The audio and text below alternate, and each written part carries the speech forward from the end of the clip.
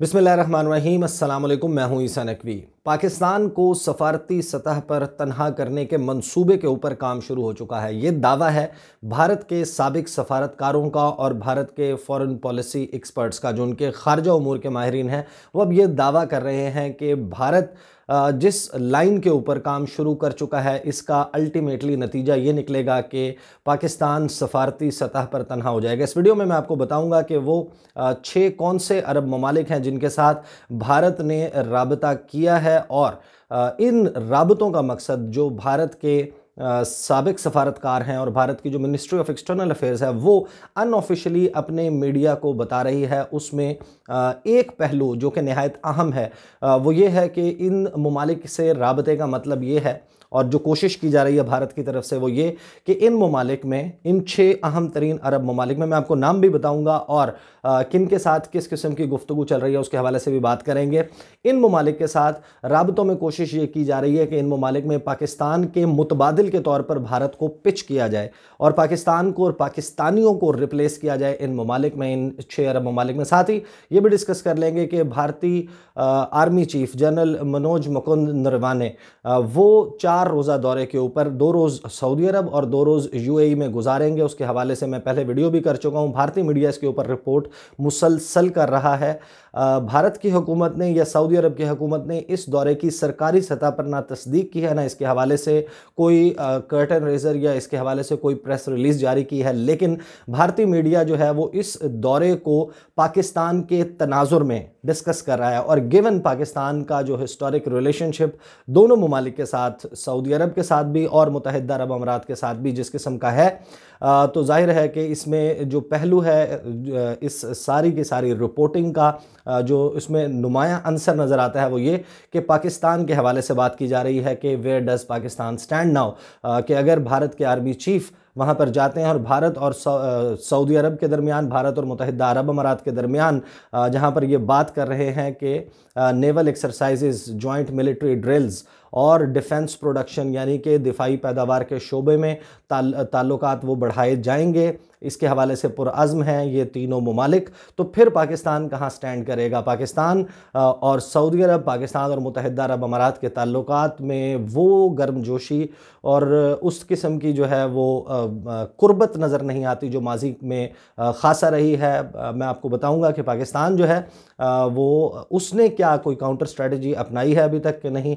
पाकिस्तान ने इस सारी सूरत हाल के तनाजुर में, जहाँ पर भारत ये सब कुछ कर रहा है, पाकिस्तान के वज़ीर ख़ारजा, पाकिस्तान की वजारत ख़ारजा क्या इस हवाले से कुछ कर रही है कि नहीं, अभी तक जो डिप्लोमेटिक एफर्ट पाकिस्तान की तरफ से किया गया, मैं आपको उसके हवाले से भी बताऊंगा। अब आपको मालूम है कि हिस्टोरिकली पाकिस्तान, सऊदी अरब हों, पाकिस्तान मुत्तहिदा अरब अमारात हों, इनके ताल्लुकात बहुत ज़्यादा करीब रहे हैं, और दोनों मुल्क जो हैं वो तारीख़ी एतबार से भारत के कभी भी इतना ज़्यादा करीब नहीं रहे। 1965 की जंग हो, ऑनवर्ड आप कोई भी मौका देखेंगे, चाहे वो एटमी धमाकों का वक्त हो, आपको याद होगा कि प्रिंस अल वलीद बिन तलाल, उन्होंने वॉल स्ट्रीट जर्नल को एक इंटरव्यू दिया था, बड़ा मशहूर हुआ था, 2013 नवंबर में वॉल स्ट्रीट जर्नल में छपा था, जिसमें उन्होंने ये कहा था कि अगर इफ़ ईरान गोज़ न्यूक्लियर तो there is a possibility of the whole Arabian peninsula to be nuclearised overnight, कि रातों रात अरब ममालिक जो हैं वो भी न्यूक्लियर कैपेबिलिटी, एटमी कुव्वत हासिल कर लेंगे पाकिस्तान के ताउन से। उसमें उन्होंने दावा किया था। इसके लिए पाकिस्तान के लिए मुश्किलात भी बनी थी। उन्होंने ये भी कहा था कि सऊदी अरब जो है, Saudi Arabia underwrote the atomic programme of Pakistan, यानी कि बहुत हद तक ख़र्चा भी उठाया, ये दावा था उनका, सऊदी अरब ने ख़र्चा भी उठाया पाकिस्तान के एटमी प्रोग्राम का, और उनका जो है वो गालिबन इशारा उन डेफर्ड पेमेंट के ऊपर ऑयल वगैरह देने से मुताल्लिक था। इस बयान में उन्होंने ये दावा किया था कि पाकिस्तान के साथ इतने ज़्यादा कुर्बत है, ताल्लुकात ऐसे हैं कि पाकिस्तान जो है वो ओवरनाइट उनको न्यूक्लियर पावर तक फराहम कर सकता है। अब ये दावा और इतनी ज़्यादा क्लोजनेस मौजूदा सूरत हाल में, मैं बहुत ज़्यादा रेपिटेशन से गुरेज करूँगा मुतअद्दिद वीडियोज़ में, और ज़ाहिर बहुत सारे लोग आगाह हैं, पाकिस्तान की कुछ रेड लाइंस वो क्रॉस होती हुई नज़र आती हैं। कश्मीर के मामले पर हालात अब वैसे नहीं हैं दोनों ममालिक के साथ पाकिस्तान के जैसे माजी में थे। जो हालिया इंटरव्यू है वज़ीर आज़म इमरान खान का, जिसमें वो एंकर इमरान खान के सवाल के जवाब में ये कहते हैं कि जब पाकिस्तान अपने पैरों पर खड़ा हो जाएगा तब आप मेरे से ये सवाल करना कि हम पर कौन दबाव डाल रहा है, कौन सा दोस्त मुल्क पाकिस्तान की आर्म ट्विस्टिंग कर रहा है, कौन सा नहीं कर रहा है। आर्म ट्विस्टिंग का लफ्ज़ उन्होंने इस्तेमाल नहीं किया था, लेकिन क्रक्स उनकी गुफ्तगू का ये था। अब इस सारी सूरत हाल में भारतीय आर्मी चीफ उनके दौरे के हवाले से जो इंडियन मीडिया है वो ये दावा कर रहा है कि ये दौरा पाकिस्तान के ऊपर दबाव बढ़ाएगा 3-4 हवालों से। एक तो ये कि पाकिस्तान और ईरान उनको करीब आने से रोकेगा, क्योंकि ईरान और सऊदी अरब की मुखासमत मौजूद है और ये दौरा उस तनाजुर में भी हो रहा है। और साथ ही उन्होंने ये भी दावा किया कि ये चाइना और पाकिस्तान की जो बहुत ज़्यादा बढ़ती हुई कुर्बत है उसको भी रोकेगा। साथ ही उनका यह भी दावा है कि ईरान का जो पैक्ट है, जो एग्रीमेंट है चीन के साथ, उसमें जो कि 25 साला मुआहदा है, 400 अरब डॉलर का चीन ने 400 अरब डॉलर्स की सरमायाकारी करनी है, वो फराहम करने हैं, और ईरान ने उसके बदले में 25 साल तक हैवीली डिस्काउंटेड प्राइसेस के ऊपर ऑयल की सप्लाई और मुसलसल सप्लाई जो है वो चीन को यकीनी बनानी और लामहला वो सी पैक के ज़रिए होगी, क्योंकि that is the most convenient and shortest route to China. अब इस सारे तनाजुर में वो कह रहे हैं कि भारत के आर्मी चीफ डिफेंस प्रोडक्शन यानी कि दिफाई पैदावार के शोबे में सऊदी अरब के साथ मिलकर वेपन्स बनाने के सिलसिले में काम करेंगे। उसके अलावा जॉइंट मिलिट्री ड्रिल्स और जॉइंट नेवल एक्सरसाइजेज यानी कि मुश्तरका जंगी मशकें और मुश्तरका बहरी मशकों के हवाले से बात होगी। ये एक टेक्निकल विजिट है और ग्राउंड प्रिपेयर करेगा आइंदा आने वाले दिनों में इन ममालिक के दरमियान ताल्लुकात को बेहतर बनाने के हवाले से। अब क्योंकि ये दौरा होना है, उनका खिताब भी होना है, सऊदी अरब की जो नेशनल डिफेंस यूनिवर्सिटी है उनकी मुलाकातें भी होनी है, तो मैं आगे आने वाले 4 जो दिन हैं उनमें कोशिश करूंगा कि तकरीबन हर रोज़ जैसे जैसे उसके हवाले से इंफॉर्मेशन आती है मैं उसे आगाह करूं। लेकिन let's not read too much और too deep into the visit. अभी विजिट होना है और उसकी क्या तफसीलात सामने आती है वो मैं आपको बताऊंगा। लेकिन अब आ जाते हैं उस पॉइंट की तरफ। 2 ममालिक जो हैं उनके हवाले से मैं आपको पहले बता चुका हूं कि जिस वक्त OIC का इजलास हो रहा था अफ्रीका के मुल्क निजर में, उस वक्त भारत के वज़ीर ख़ारजा सुब्रमण्यम जयशंकर उन्होंने दौरा किया बहरीन का। बहरीन से वो गए मुत्तहिदा अरब अमारात, उनकी वहाँ पर मुलाकातें हुई और उन मुलाकातों में मुख्तलिफ जो बातचीत हुई। उसके बाद अब भारत की मिनिस्ट्री ऑफ एक्सटर्नल अफेयर्स कह रही है कि उन मुलाकातों में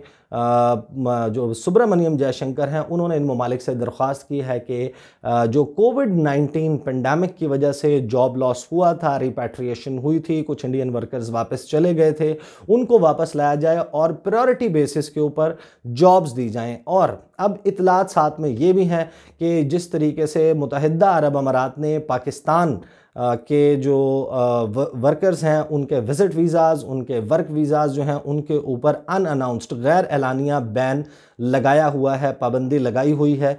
इसके हवाले से दफ्तर ख़ारजा का हमारा जो मौक़िफ़ है वो मैं आपको बता देता हूँ कि हमें अभी तक सरकारी तौर पर मुत्तहिदा अरब अमारात ने इस बैन की रिस्ट्रिक्शन की वजह नहीं बताई, लेकिन हमारा दफ्तर ख़ारजा ये तस्दीक कर चुका है कि हाँ, हमारे लोगों को वीज़े के हुसूल में मुश्किलात का सामना है, ऐसी पाबंदियाँ मौजूद हैं। ये मामला पाकिस्तान के वज़ीर ख़ारजा शाह महमूद कुरैशी ने टेकअप भी किया।